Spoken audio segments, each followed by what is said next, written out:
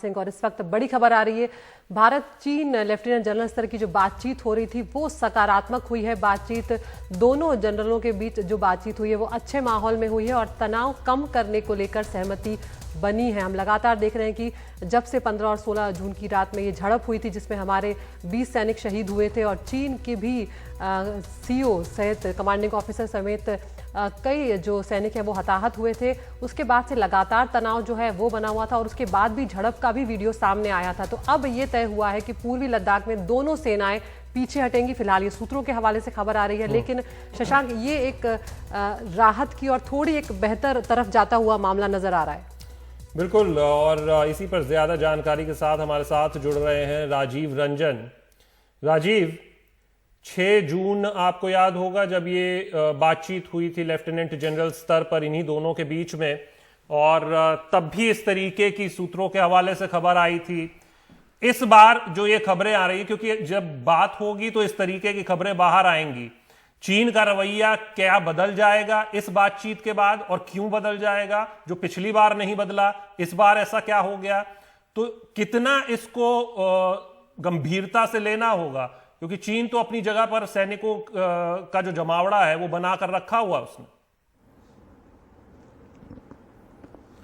बिल्कुल आपने सही कहा, लेकिन जो हालात ऐसे हैं, दोनों पक्ष इस बात को जान चुका है कि आगे बढ़ना, यानी आगे बढ़ना मतलब लड़ाई करना किसी भी दोनों देशों के हक में नहीं है, दोनों देशों के बेहतरी के लिए नहीं है।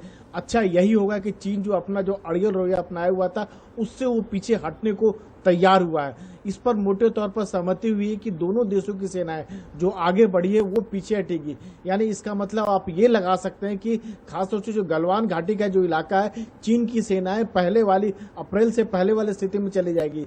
वहीं अगर पेंगोंग त्सो लेक की बात करें तो हमारी सेनाएं अब फिंगर 8 तक जा सकेगी। टाइम फ्रेम रखा है इसका कि कितने दिनों में, कितने समय में पीछे हटेंगे?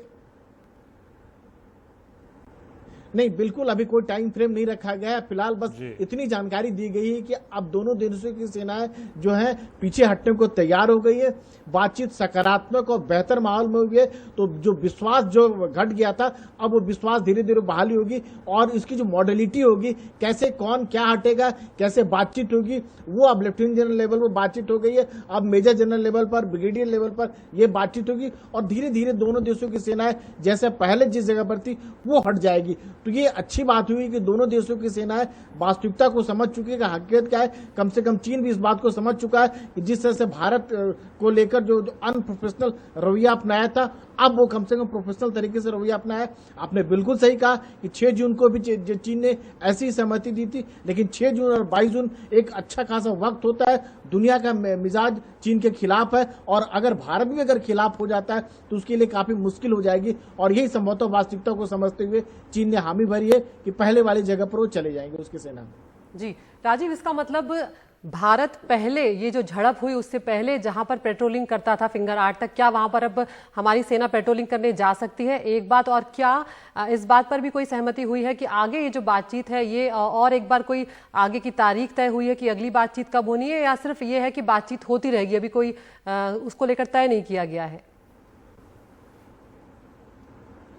देखिए, उसका खुलासा नहीं किया गया। मॉडलिटी अब धीरे धीरे तय होगी जब एक बार टॉप लेवल पर, जब कमांडर लेवल पर उस इलाके के दोनों सबसे बड़े टॉप कमांडर है लेफ्टिनेंट जनरल लेवल पर, जब वहां पर सहमति बन गई तो धीरे धीरे जमीन पर भी सहमति बन जाएगी। लेकिन सबसे बड़ी बात होगी कि शशांक भी बात कर रहे थे कि हम चीन पर कितना भरोसा करें, क्योंकि अगर पिछला इतिहास देखें तो चीन पर आप बहुत ज्यादा यकीन नहीं कर सकते हैं। आपसे कहता कुछ और है, करता कुछ और है। यहाँ पर भी अगर देखें तो चीन ने जिस तरह का सैन्य अभ्यास के बहाने अपने सैनिकों को जमाड़ा किया और उसके बाद पूरे लद्दाख घाटी में जो है, लद्दाख घाटी में नहीं बल्कि अरुणाचल तक पूरी सीमा की बात करें, उत्तराखंड, सिक्किम, जितने सीमा हर जगह अपने सैनिकों का जमावड़ा कर लिया, तोप और टैंक तैनात कर दिए। तो ऐसे हालात में चीन पर भरोसा नहीं किया जा सकता, लेकिन पड़ोसी है, आपको उस पर कहीं न कहीं उस पर यकीन करना पड़ेगा। और अब चीन के लेफ्टिनेंट जनरल लेवल पर जो सहमति बनी है, अब देखना यह होगा कि उस पर जमीन पर कैसे अमल होता है।